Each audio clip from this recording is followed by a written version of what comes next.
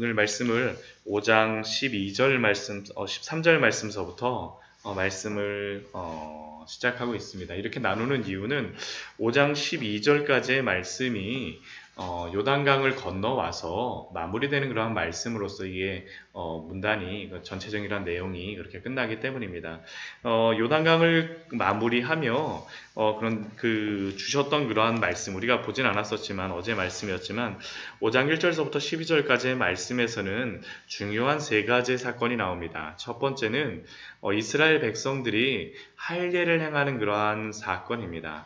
하나님의 나라의 그러한 백성들임에도 불구하고 40년의 그러한 광야의 기간 동안 지내다 보니까 할례를 행하지 못하게 되어졌었죠. 애굽에서는 할례를 행하고 그들이 나왔었지만 이 요단 이 40년간의 광야 생활 동안 그들이 헤매면서 그들이 할례 없는 자와 같이 5장 7절 말씀에 보면 그들이 7절 후반절 말씀에 보면 성경에 이렇게 기록되어 있습니다.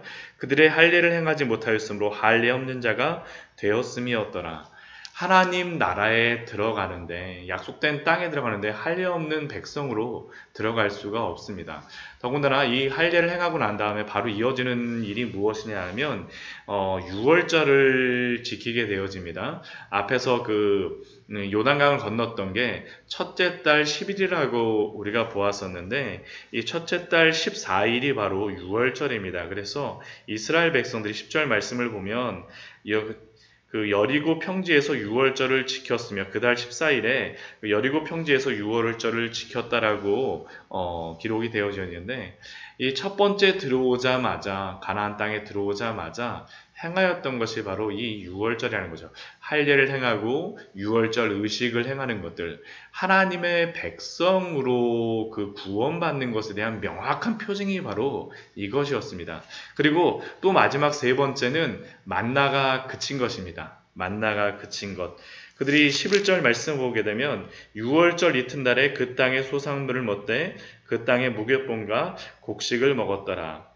또 그 땅의 소산물을 먹은 다음 날에 만나가 그쳤으니 이제 광야의 생활이 끝났다라는 겁니다. 하나님의 그러한 나라에서 약속된 그 땅에서의 그러한 삶이 시작되었다라는 것이죠. 그리고 나서 이 첫 번째 점령을 시작하는 그러한 첫 번째 그러한 시작을 무엇으로 말씀하고 있냐 하면 오늘 5장 13절부터 5장 9끝까지 나오는 말씀이 여호와의 군대 장관을 여호수아가 만나는 것입니다. 여호와의 군대 장관을 만나는 것입니다. 근데 이 여호와의 군대 장관을 만나는 것에는 몇 가지의 그러한 의미가 있습니다. 먼저 13절 말씀을 보게 되면 여호수아가 여리고에 가까이 이릅니다.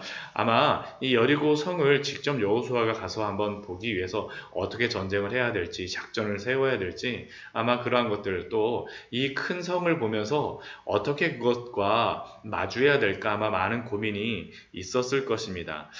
그런데 이 여리고의 여호수아가 가까이 가는 중에 한 사람이 칼을 빼어서 손에 들고 여호수아가 마주하였다라고 13절 말씀에 기록되어 있습니다. 근데 그 사람을 보자마자 여호수아가 질문하는 것이 무엇이냐면 너는 우리 편이냐? 아니면 적들 편이냐? 그렇게 바로 질문합니다. 너는 우리를 위하느냐? 우리의 적들을 위하느냐? 여호수아 생각에는 이 여리고 가까이 있기 때문에 그 모습으로 봐갖고는 범상치 않게 보이는데 이 사람이 칼을 들고 있기 때문에 자신에게 칼을 들고 있기 때문에 이게 도대체 우리 편인지 하나님의 그러한 보내신 사람 같긴 한데 분 같긴 한데 우리 편인지 아니면 반대로 되는지 우리 편이라면 칼을 들고 있을 리가 없는데 그때 이 여호와의 그러한 군대 장관이 여호와의 군대 장관이라고 14절 말씀에 이야기하는데요. 무엇이라고 대답하냐 하면 아니라라고 대답합니다.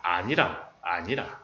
나는 너희 편도 아니고 그 적군도 아니라는 겁니다. 나는 아니라. 나는 여호와의 군대 장관으로 지금 왔느니라 라고 말씀하고 있습니다. 이게 도대체 왜 이렇게 말씀하실 거예요? 나는 너희들 편이다라고 그냥 말씀해 주시면 아주 편할 텐데 아니라라고 하고 나는 여호와의 군대 장관이라라고 말씀하십니다. 우리가 지금 창세기 말씀을 수요 예배 때 보고 있지만 창세기 15장 16절 말씀에 보면 하나님께서 여호수아 아브라함에게 이 가나안 땅을 약속을 벌써 아브라함 때에 주십니다. 그 아브라함에게 그 주셨던 그러한 약속이 무엇입니까? 4대 만에 이 땅으로 돌아오리니 그 왜 그때 4대 만에 들어오게 한 400년 후에 돌아오게 말씀하십니까? 아모리 족속의 죄악이 아직 가득 차지 아니하였기 때문이라. 하나님의 이 땅이라 할지라도 이스라엘 그 아브라함에게 주시려고 하는 그 땅이라 할지라도 이곳이 아직까지 죄악이 관영하지 않았기 때문에 하나님이 그들에게서 그 땅을 빼앗지 않겠다라는 겁니다. 근데 지금 이 땅을 주시는 이유는 무엇입니까?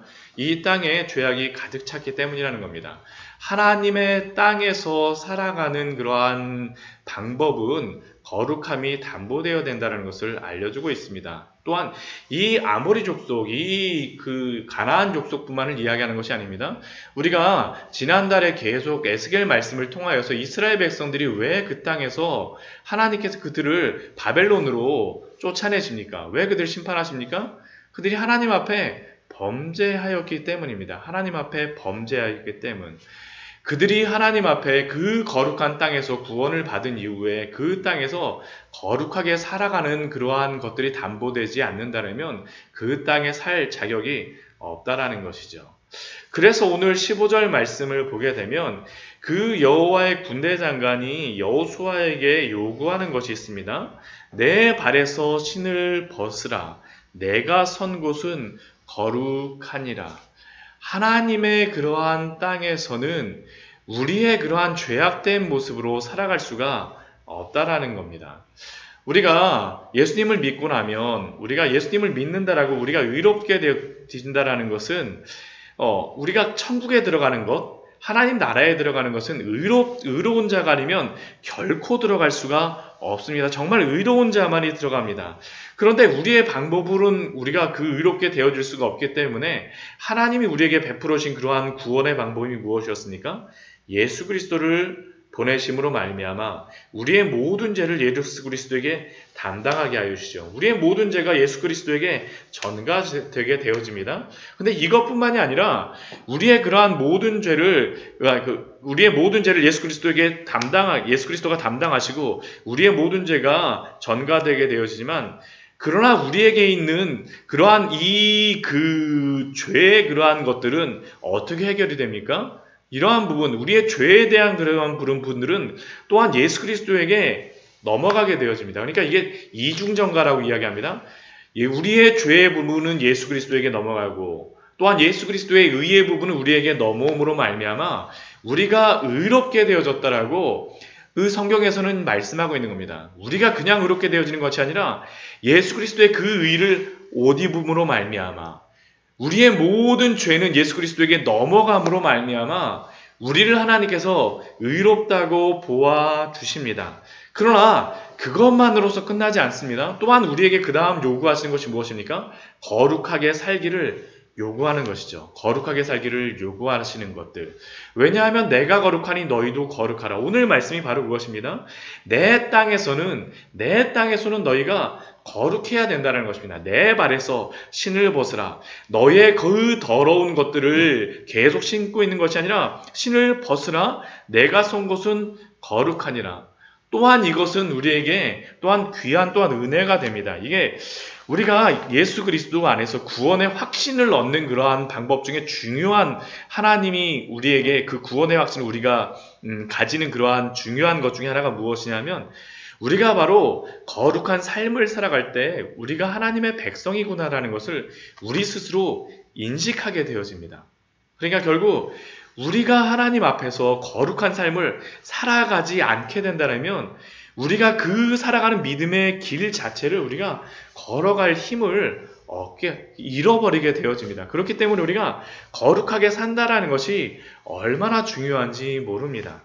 이 여호와의 군대 장관, 많은 사람들이 여호와의 군대 장관에 대해서 설왕설래하긴 하지만 전통적인 그러한 역사적인 기독교에서는 이 여호와의 군대 장관을 예수 그리스도의 현현으로 이야기하고 있습니다. 그러니까 예수님께서 직접 선주신하신 것은 아니지만 그 예수님께서 이 여호수아에게 나타나셔갖고 예수님의 현현으로 나타나셔갖고 그 너가 선 곳, 그 구원받는 그 땅에서는 거룩함의 필요함을 직접 요구하신 것이죠. 그러니까 이것이 얼마나 중요한지 모릅니다. 이 정복을 한다라고 할 때, 정복을 행한다라고 할 때, 하나님의 그 땅을 얻는다라고 할 때 우리가 스스로 거룩하게 됨으로 말미암아 그 구원을 얻는 것은 하지만 그 땅에서 살아가기 위하여서는 우리가 구원의 확신을 가지고 살기 위하여서는 우리가 그 거룩함이 담보된다는 것이 얼마나 중요한지를 또한 우리에게 알려주시는 것입니다.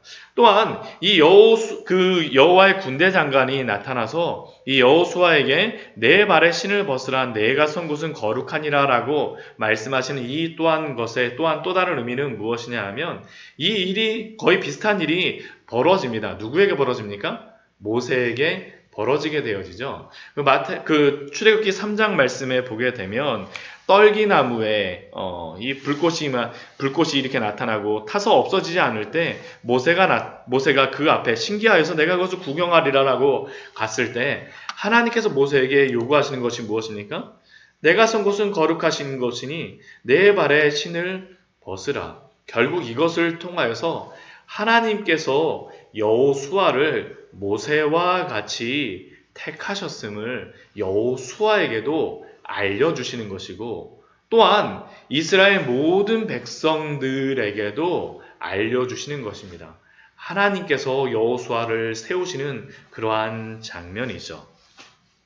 그렇다면 이렇게 이 이러한 그 여리고성의 그러한 전쟁을 앞두고 이렇게 하나님께 그 여호와의 군대 장관을 통하여서 또한 여호수아를 만나 주심으로 그를 세우시고 또한 그들에게 거룩함을 요구하신 그 하나님께서 그 다음에 말씀하시는 것이 무엇이냐면 그 다음에 이제 전쟁을 어떻게 해야 될지를 말씀하여 주십니다. 그 다음 전쟁입니다. 그 다음 전쟁. 왜 그렇습니까? 이 전쟁은 하나님께 속한 전쟁이기 때문입니다. 하나님께 속한 전쟁. 우리 그 6장 1절서부터 7절까지의 말씀. 오늘은 뭐 전쟁하는 말씀이 아니죠. 이게 계속 그 여호수아 시작서부터 말씀드렸지만 하나님이 말씀하시고 나서 그 다음 여호수아가 이스라엘 백성들에게 말하고 또한 이스라엘 백성들이 또 다시 전쟁하는 모습들이 나오는데 오늘 그 하나님께서 말씀하신 그 전쟁의 방법에 대하여서 알려주십니다. 그 전쟁의 방법은 무엇입니까?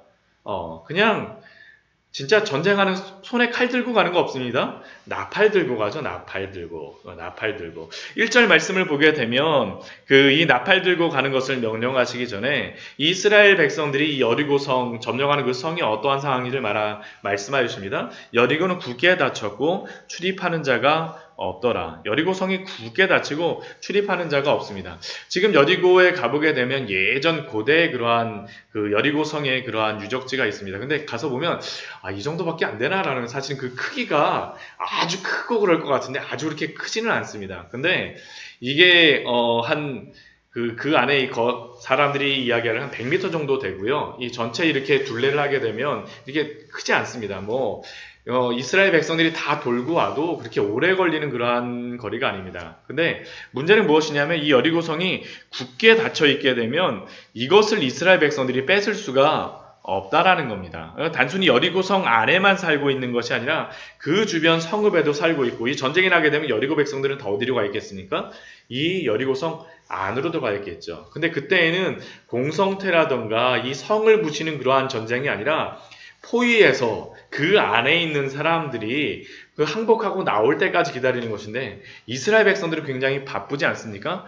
첫 성서부터 이스라엘 백성들이 그냥 스킵하고 그냥 패스하고서 넘어간다면 어떻게 되겠습니까? 그 뒤에 이스라엘 백성들이 점령하고 오는데 여리고 백성들이 뒤에서 이렇게 따라오게 되겠죠. 반드시 점령해야 됩니다.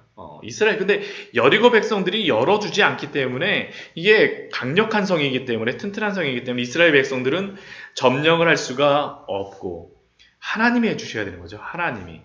그래서 하나님이 해주시는 방법이 무엇이냐 하면 그 뒤에 3절 이후에 보게 되면 모든 군사는 그 성을 둘러 성주를 매일 한 번씩 돌되 엿새 동안 그리하라. 군사들 같으면 돌이라도 한번 던지고 와야 되는데 돌도 안 던집니다. 그냥 그 성을 둘러 성주를 매일 한 번씩 엿새 동안 돌고 또한 마지막 날 우리 4절 말씀을 보게 되면 양강나팔을 들고 가다가 일곱째 날에는 7바퀴 돌고 마지막 날에 소리 지르라는 것입니다. 그러면 하나님께서 성벽을 무너뜨리시겠다. 그리고 너희는 그냥 올라가라. 이 전쟁이 하나님께 속하여 있다는 것을 분명히 알려주십니다. 거룩한 전쟁이기 때문입니다. 그것을 2절 말씀에서 분명히 말씀하여 주시죠. 전쟁을 하지 않았음에도 하나님께서 약속해 주십니다. 우리 2절 말씀 같이 한번 읽어보도록 하겠습니다. 여호와께서 여호수아에게 이르시되 보라 내가 여리고와 그 왕과 용사들을 내 손에 넘겨 주었으니 이미 그 전쟁은 끝났습니다. 하나님이 벌써 주셨습니다. 내가 전쟁도 하기 전에 그냥 성만 돌라라고 말씀하시고 이 7번 돌면 무너질 테니까 그 너희들은 이것만 기억해. 보라 내가 여리고와 그 왕과 그 용사들을 내 손에 넘겨 주었으니 여리고는 굳게 닫혀 있고 출입하는 자도 없고 그 안에서 꽁꽁 싸매고 계속 버틸 생각을 하지만 보라 내가 여리고와 그 왕과 용사들을 내 손에 넘겨주었으니 너희는 내 말을 따라서 순종하여서 돌라라고 말씀하십니다. 돌라. 왜 그렇습니까? 하나님이 전쟁을 승리케 하여 주시겠다는 것입니다. 첫 번째 전쟁이기 때문입니다. 첫 번째 전쟁. 우리가 우리의 구원을 이루지 않죠. 하나님께서 이 전쟁을 승리케 하시고 내가 이 모든 전쟁을 이루시겠다라는 것을 이 여리고의 전쟁을 통하여서 우리에게 알려주시는 것입니다. 이제 내일 말씀서부터 더 여리고성에 대한 전쟁을 보게 되어지지만 우리는 이 말씀을 통하여서 우리가 두 가지를 기억하였으면 좋겠습니다. 첫 번째는 하나님 앞에서 우리가 거룩하게 살아가는 것이 얼마나 중요한지, 또한 두 번째는 하나님의 전쟁 앞에서는 순종하며 그 앞에서 행하는 것이 얼마나 중요한지, 하나님께 거룩함으로 또한 순종하며 살아갈 때 이 모든 전쟁은 내게 속하였으니 내가 너희에게 넘겨주리라는 그 약속과 같이 우리의 삶에서도 하나님의 그러한 귀한 은혜를 누리는 오늘 하루의 삶이 되어지기를 축원합니다. 같이 기도하도록 하겠습니다.